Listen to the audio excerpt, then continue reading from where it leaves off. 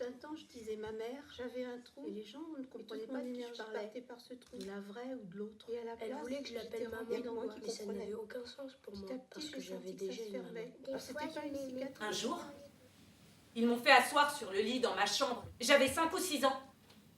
Ça y est, je t'ai adoptée. Elle a compris? Tu connais la théorie de la pomme épluchée? T'épluches, et tu parviens à l'essence même de la pomme, au pépin.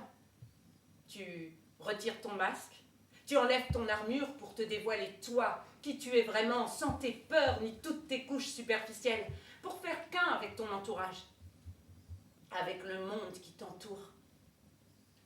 Alors je me suis dévêtue.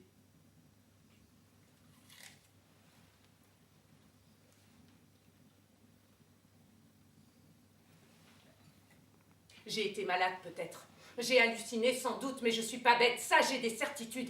Qu'on me mette plus des idées tordues dans la tête. Une fois, j'ai surpris une conversation téléphonique. C'était mon 3e psy, je crois. Il était en ligne avec la mère. Vous savez, madame, certains psychiatres britanniques reconnus pensent que la schizophrénie pourrait être une des conséquences de l'ambidextrie. Alice est ambidextre, n'est-ce pas? Il ne serait peut-être pas inintéressant de creuser de ce côté-là. J'avais souvent envie de me tirer. D'ailleurs, une fois, je l'ai fait. Après une dispute avec mon père, je suis partie comme ça. Et puis, je suis montée. Il y avait des rues. J'ai pris les rues. Ça montait. Et je suis arrivée 4-5 kilomètres après. Puis d'un seul coup, je me suis arrêtée. Puis je me suis dit, mais qu'est-ce que je fous là? Alors, je suis revenue.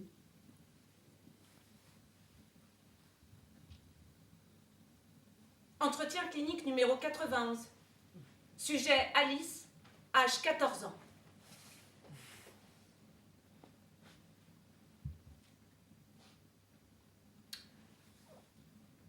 Pourquoi êtes-vous contrariée, Alice?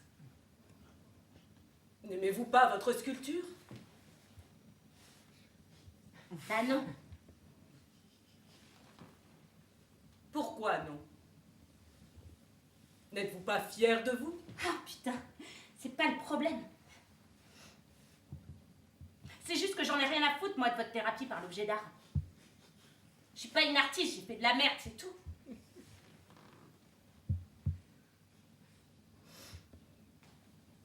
Que représente pour vous cette œuvre?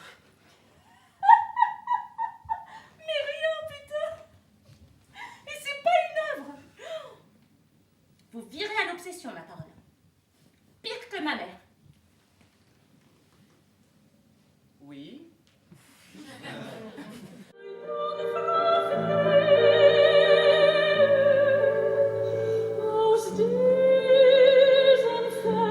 Quoi? Qu'est-ce qu'il y a encore? Tes lettres, je les ai jetées. Oh, c'était illisible. Tu sais pas écrire, ma pauvre fille. Écoute plutôt. T'entends? Je sens encore la douleur sur mes doigts, comme si tout se brisait à l'intérieur jusqu'au coude. Les mots me lâchaient pas. Ils flottaient autour de moi. La nuit, les images, les chiffres, les lettres s'empilaient et s'imbriquaient dans ma tête. Un Tetris mental ambulant. Je pleurais pour un peu d'espace, pour faire le vide. Mais là-dessous, c'est elle que je voulais oublier. Elle n'aimait pas les femmes.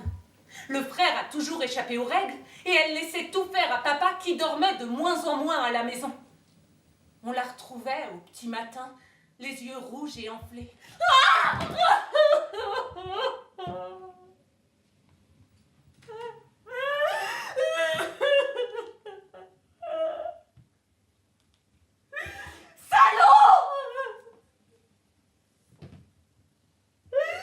J'ai tout fait pour toi.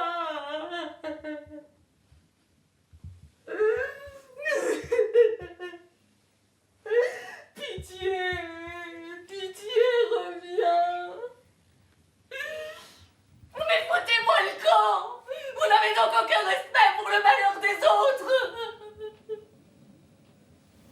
Le bonheur est la plus grande des conquêtes, disait Camus.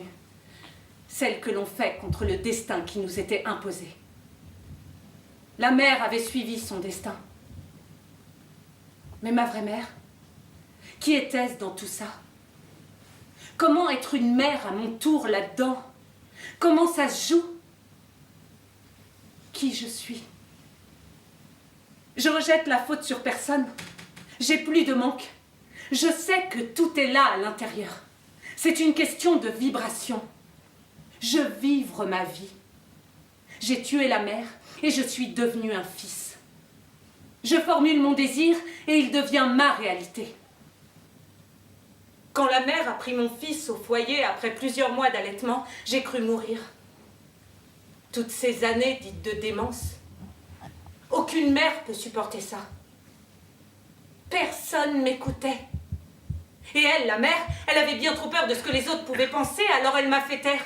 Elle m'a présenté à des médecins, des psychiatres. Ils me faisaient prendre des tas de médicaments qui me faisaient perdre contact avec la réalité. Mais c'était pas des crises de démence. C'était des crises de désespoir, parce qu'on m'écoutait pas. La mélancolie, c'est le bonheur d'être triste, avait écrit Victor Hugo.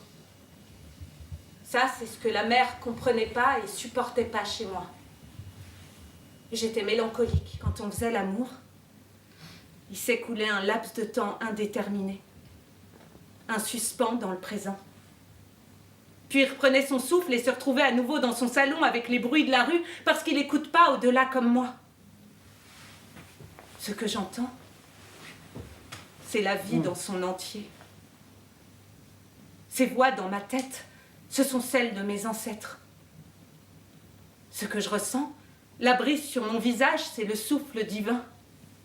La moiteur de la pièce, le soleil et toutes les eaux de la terre.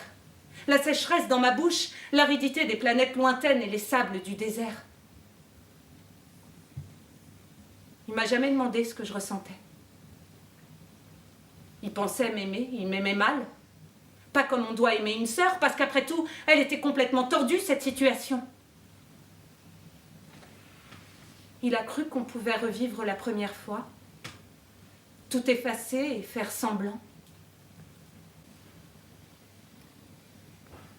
Travailler sur le passé, oui. Mais il faut éliminer les conséquences du passé. Vous ne pourrez pas reconstruire ce qui a été fait.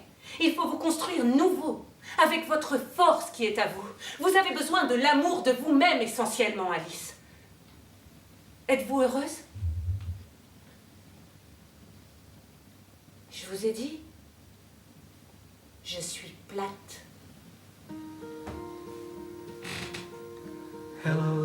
Ce matin, je me suis réveillée, j'entendais tout. Cette hypersensibilité, je l'ai depuis toute petite. Je devine les choses et je ressens les émotions des gens. Le sang court dans les vaisseaux. Le sang transite jusqu'au cœur, une secousse de volcan. Et ça tire dans le bas-ventre, ça aspire jusqu'à son lit. Et ça bouge, ça circule, ça émulsionne, ça bouillonne, ça crampe, ça vibre et ça respire.